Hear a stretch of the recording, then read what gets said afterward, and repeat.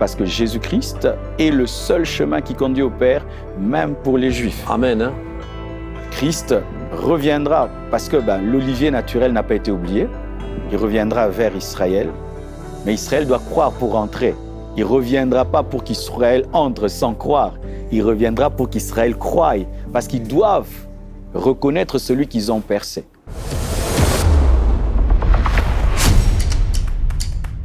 Comment tu vois la vie des enfants de Dieu aujourd'hui dans ce monde tellement troublé au milieu duquel nous vivons par rapport à ce que nous enseigne la Bible? Est-ce que la Bible est encore en emphase, en adéquation avec la société au milieu de laquelle nous nous trouvons aujourd'hui? Je peux dire aujourd'hui les églises sont de plus en plus grandes, plus climatisées, moquettes, plus belles. Mais je crois que sur le plan spirituel, la beauté spirituelle, il y a 10 ans, 20 ans, était plus grande. L'arrivée de l'Internet est merveilleuse parce que ça permet l'évangélisation et la profusion de l'Évangile. Mais quand même, beaucoup de chrétiens sont tombés dans la superficialité. Ne lisent pas la Bible, ils passent le temps à regarder des vidéos et tout. À s'amuser sur Internet au lieu d'approfondir, parce que même sur Internet, tu peux approfondir la parole. Les chrétiens ne sont plus les chrétiens du livre, parce que c'est ça, un chrétien, c'est l'homme du livre. La Bible, ils ne la lisent plus. Et aussi, ils tombent dans le piège d'avoir des prédications préférées, des enseignements préférés. Et c'est ce qui crée le déséquilibre. Comment une alimentation est déséquilibrée? C'est lorsque l'enfant aime l'entrée, mais n'aime pas le dîner, ou il aime le dessert. On aime beaucoup les sucreries spirituelles. Tu seras béni, tu seras riche, Dieu va te guérir, Dieu va te bénir, tu auras le mariage. Les sucreries spirituelles, qui font du bien même aux païens, parce que le païen aussi l'aime qu'on lui dit ça. Mais quand on entre dans les eaux, le brisement, le renoncement à soi, la sanctification, l'enlèvement de l'Église, le pardon, l'humilité, aimer le succès de l'autre, la soumission, la loyauté, là, on n'aime plus. Et l'action du Saint-Esprit, les dons spirituels, la communion, même l'évangélisation, pasteur. L'évangélisation. Dernièrement, j'ai enseigné sur l'évangélisation. J'aimerais dire vraiment que ces vidéos ont souffert de blessures intérieures. Les gens n'ont pas suivi, 20 000 vues seulement, alors que d'autres, c'est 100 000 vues, 200 000 vues. J'ai parlé de notre grande mission sur la terre. Les chrétiens n'ont pas accroché. Ils aimeraient qu'on leur parle d'eux et d'eux, pas des païens, pas des âmes qui meurent. Qu'on ne parle pas de la mission, qu'il faudrait quitter une grande ville, aller dans des villages, prêcher l'évangile. Nous devons revenir. Et ça, c'est notre responsabilité à nous, les enseignants. C'est lorsque Jonas est revenu à Dieu que Ninive est revenu à Dieu. Ainsi, je peux dire que le problème de Dieu n'était pas Ninive. Le problème de Dieu, c'était Jonas. Le problème de Dieu, ce sont les hommes de Dieu. Ce n'est pas le peuple. Les peuples nous suivent là où nous allons. Pourquoi aujourd'hui ils sont déséquilibrés? C'est parce que les enseignants sont déséquilibrés. Pourquoi aujourd'hui les chrétiens sont superficiels? C'est parce que les enseignants sont superficiels. Si nous revenons à la parole et à la profondeur de la Bible, l'Église reviendra à la profondeur de la Bible. Pourquoi les églises, au temps de Paul, au temps de Pierre, étaient profondes? C'est parce que Paul était profond, Pierre était profond. L'enseignant détermine la qualité de l'enseignement et le niveau du disciple. C'est à nous de revenir à l'équilibre de la Bible, à aimer ce qui est prioritaire dans la Bible. Parce que dans la Bible, il y a les premièrement, chercher premièrement. Donc il y a aussi les secondement. Et lorsque nous prêchons les choses secondaires de janvier en décembre, c'est normal qu'on ait des chrétiens qui ne connaissent pas leur mission, qui ne connaissent pas l'enlèvement, qui ne peuvent même pas parler d'eschatologie, qui ne peuvent pas parler d'une intimité profonde personnelle avec le Saint-Esprit. Donc il faudrait le jugement de Dieu, la restauration des enseignants, pour qu'il y ait la restauration de l'Église. À la parole et au témoignage. Oui. Sans quoi, point d'aurore pour le peuple. Point de réveil. Dans mon pays, la Côte d'Ivoire. Jacques est terrible. Dans mon pays, la Côte d'Ivoire, pendant les événements, tous les prédicateurs du Nord sont redescendus à la capitale, cherchant la solution de facilité. Mais l'évangélisation, ça a un coût, ça a un prix. Il faut payer le prix, non? Qu'est-ce que tu en penses? Jésus, le plus grand évangéliste, a payé le prix de quitter le ciel pour la terre. Il a quitté le ciel pour la terre. C'est même pas comparé à quitter Miami pour un village de l'Afrique. Quitter le ciel pour la terre. Et il a fait une retraite de 9 mois dans le ventre d'une femme. 30 ans d'anonymat. et il a prêché à pied, bateau, pirogue. Il n'avait pas de mégaphone, il n'avait pas de micro, il n'avait pas d'internet. Chaque fois dans le ministère que je veux me plaindre, Jésus me dit « Ah bon, Marcelo, tu es plus que moi ?» Parce que moi, j'ai commencé une église sans micro. Hein. C'était dehors avec un tam-tam, on a mis une moquette par terre. Il y avait même pas, l'église n'avait pas de porte, il n'y avait pas de chaises, les gens s'asseyaient sur des pierres. Hein. Alors quand tu veux faire le chichi, Jésus supporte pas ces conditions. Et vous dites, eh ben, et moi j'étais dans quelles conditions? Moi, le roi des rois. Jésus a servi Dieu, a évangélisé dans des conditions atroces afin qu'aucun de ses serviteurs ne puisse être maniaque ou snob. C'est extraordinaire. Ouais. Ce que tu viens de développer, c'est, je le crois, le message que tout le monde doit entendre dans les derniers temps, où il va falloir mettre le pied sur l'accélérateur. Jésus est à la porte. Moi, je le crois, il revient bientôt. On a tellement de signes qui nous rappellent qu'on vit comme les prémices de la grande tribulation. Et il faut parler de Jésus. Il n'y a de salut en aucun autre. Plus que jamais. Et cette notion d'évangélisation a son importance. Aujourd'hui, quel que soit le jour que l'on consacre pour évangéliser au niveau de l'Église, il y a d'autres aussi moyens que Dieu met à notre disposition pour la propagation de la bonne nouvelle du royaume de Dieu. Quels sont les moyens que tu utilises au niveau de l'Église Compassion pour propager la bonne nouvelle? Nous faisons le porte-à-porte. Nous avons un département qui le fait. Nous faisons des actions publiques dans des grands terrains. Nous avons des cultes dédiés aux familles où nous invitons les membres des familles. On appelle ça culte des familles une fois par mois. Maintenant, on a des mois de famille.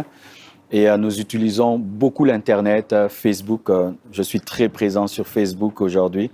On a atteint 1 400 000 abonnés sur Facebook. Sur Instagram aussi, on a 1 400 000 abonnés sur Instagram.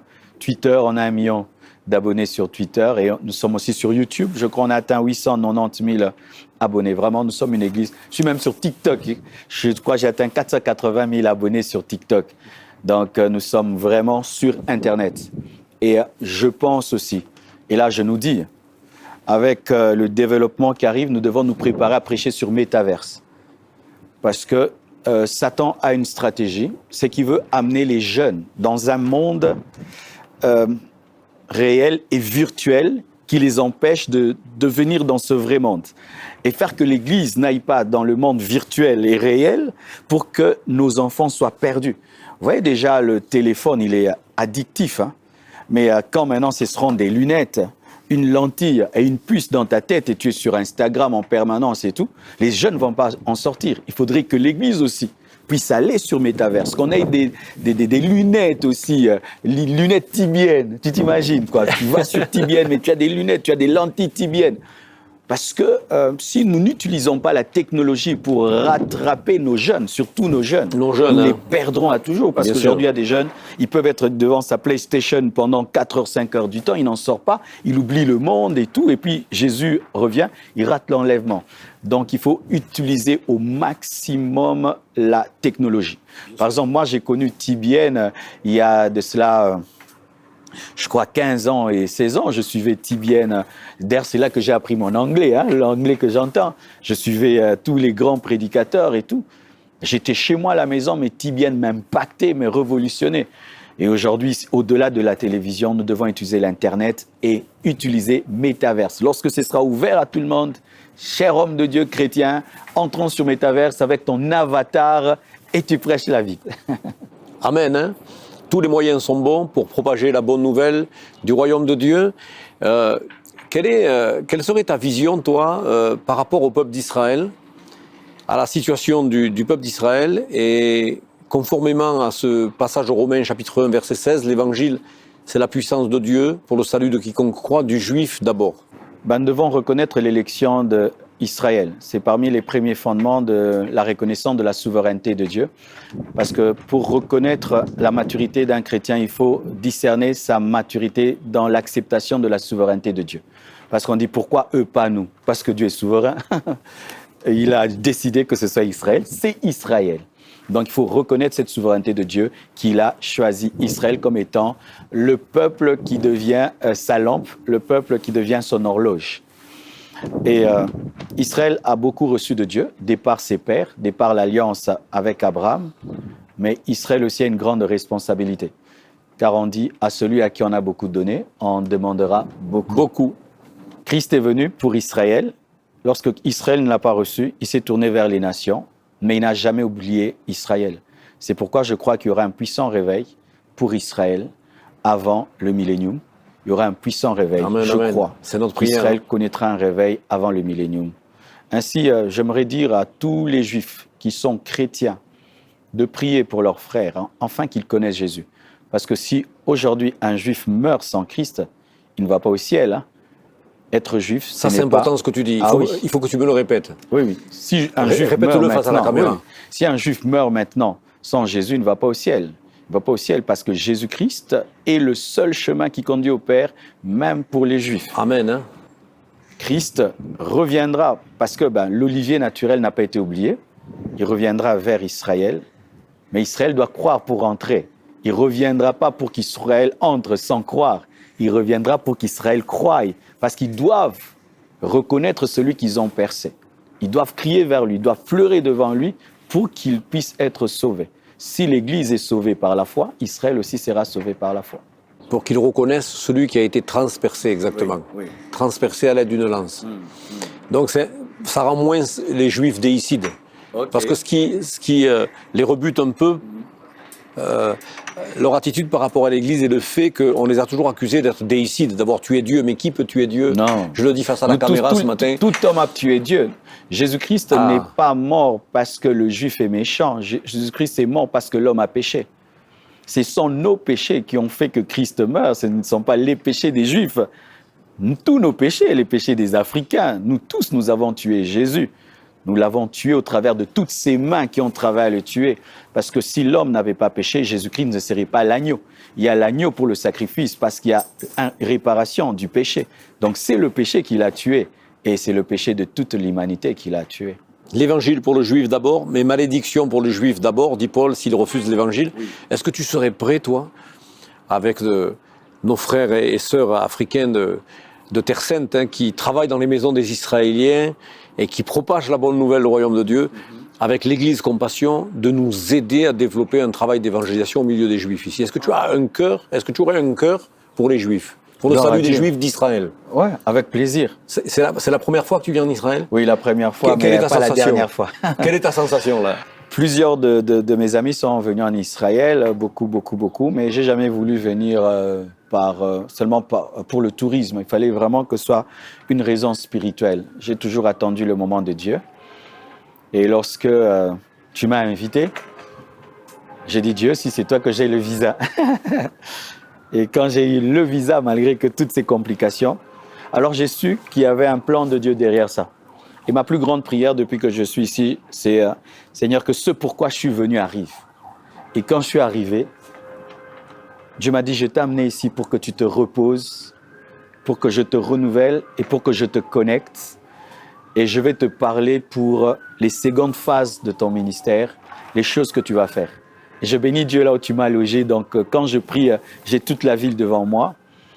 Et quand je priais, l'Esprit m'a dit, tu sais que tu es dans les quartiers de Jésus, quoi. Il a marché là, c'est sûr, hein? Alors, je suis très heureux d'être là. Je sens une grande paix, un grand repos. Je ne sais pas expliquer ça. Une grande paix, un grand repos. Shalom, j'espère que vous avez aimé cette vidéo. Abonnez-vous pour ne pas rater nos programmes. Merci de faire partie de notre famille TBN. Que Dieu vous bénisse. Shalom de Jérusalem.